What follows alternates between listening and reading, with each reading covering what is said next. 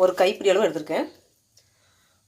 பூடு 50 gram, இஞ்சி 50 gram, பச்சை மிளகாய் 3 பச்சை மிளகாய், பெரிய வெங்காயம் 1 வெங்காயம், சின்ன வெங்காயம் 100 கிராம், நல்லெண்ணெய் ஒரு 100 ml சேர்த்துக்கலாம்.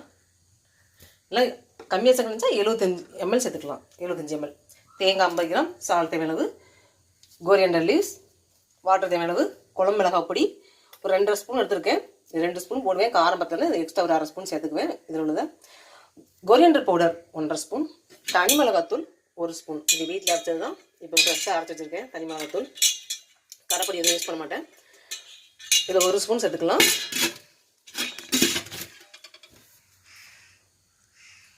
ராஜித் ஹோம் குக் இந்த லிங்கை கிளிக் பண்ணி லைக் பண்ணுங்கள், சப்ஸ்கிரைப் பண்ணுங்கள். வீடியோ ஃபுல்லாக ஸ்கிப் பண்ணால் பாருங்கள்.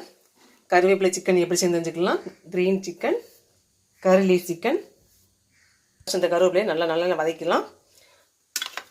நல்லெண்ணெய் சேர்க்க பிடிக்காது.